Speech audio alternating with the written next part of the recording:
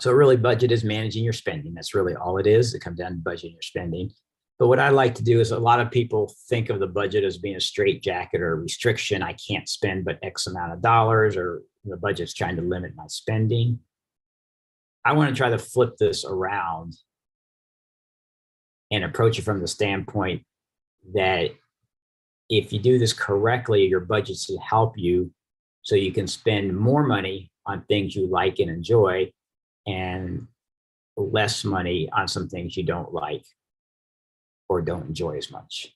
And that is, if you understand where your money is going, you're able to move it around and change some things more. So if we completely look at a budget as a helpful tool, as opposed to a straitjacket or restriction, that I believe helps you understand the budget better and makes it easier for you to work on your budget and maintain your budget. The other thing is, to be successful, you need to understand what your money personality is. Now, we're not going to ask everyone what their personality is, but just want you to understand that different people have different personalities in regards to dealing with money. A lot of us really got our money personality a long time ago, probably from our parents when we were relatively young. But, some examples of money personality is, some people are savers. By default, they're always squirreling away some extra money every bit they can. Others are spenders. They get a adrenaline charge out of going and buying something.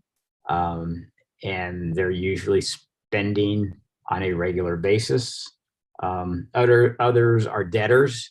And not only are they spending money, they don't really even care that they are borrowing money in order to spend money, and don't really think of the repercussions that at some points down the road, you really cannot be spending more than you are bringing in and really live successfully. So those are just some of the money personalities. I just want to sort of explain those. So again, that's why we have different types of budgets. You have to be honest with yourself as to what your money personality is. Doesn't matter to me what it is. You don't have to announce it to the class or the session, but you have to be truthful with yourself, understanding what your money personality is, and then try to figure out if it is a challenging thing. If you're either spending too much money, or some people don't spend enough money, you have to figure out how you can work it to get to a nice equilibrium.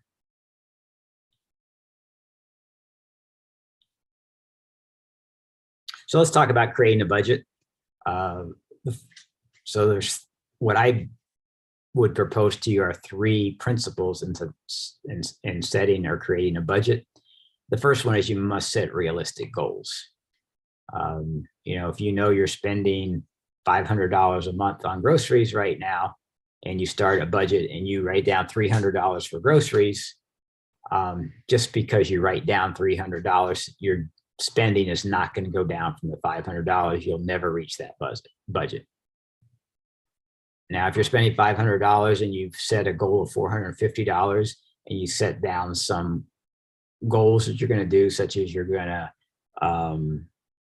shop now using coupons. You didn't do that before. You're going to start using electronic coupons. You're going to go to a supermarket that has lower prices, or you're going to stop buying as much at the local convenience store, which is higher prices. You put a plan together, and it is easy to realistically save $50 a month in this example that I gave, moving your budget from $500 to $450. But you do have to set realistic goals. If not, you're really going to blow the budget immediately. And there's really no reason to even think about having a realistic budget. The other thing, if you spend money in the household with somebody else, you need to budget together, or at least understand what the budgeting is. There's lots of different ways you can approach this. You can each have your own group of money and have some joint money, or you can have all your money together. Lots of different angles. And if there's any questions on this, I'll be happy to go into it a little bit further. But everybody has to understand what you're doing and what the goals are of the budget. And then the third thing is you have to decide what your effort level is.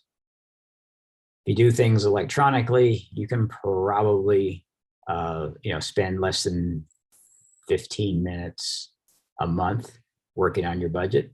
It won't be the most detailed budget, or you could spend, an hour a month working on your budget with more detail, but you have to understand what energy and effort level you want to put into it. And that will also help you determine which of the budgets you might choose when we get to that later on during this hour. So what you need to know all your income and you need to know your expenses. We're going to talk about that in more detail in the next slide. And then as we talked about before, you really need to know your money personality. You need to understand how you interact with money, how you spend money, how you save money, etc. So let's talk a little bit about the income. So we're going to sort of customize this budget for somebody that's in retirement or about to enter retirement in regards to the next couple of questions, but obviously the budget works for anybody. But really, if you think about it, for most people that are in retirement, there are 5 different types of income that we can probably get. The most common one is having Social Security. Some people are fortunate enough to have a pension. So again, you want to think about all the income sources you have as you want to add those together. Some people have a nest egg or their investment income, and they're drawing from that on a monthly basis, bringing some money in from their investment income. They've gone from saving money in investments to now spending money in retirement. Others may have a part-time job or a gig job, or you're working frequently or infrequently, depending on what's going on. So that's the source of income. And then the final one is one that I call passive income. So that's maybe something like you have some real estate property and you're gaining so many $100s a month from your renters. So just something to think about from that standpoint. So the whole goal of this is to figure out all your income sources. So you want to make sure you don't miss anything. So that's why we talk about the income sources. So then you want to figure out what your income is every month. Mohan, I'm not sure if I pronounced your name right. Mohan Dali, is that correct?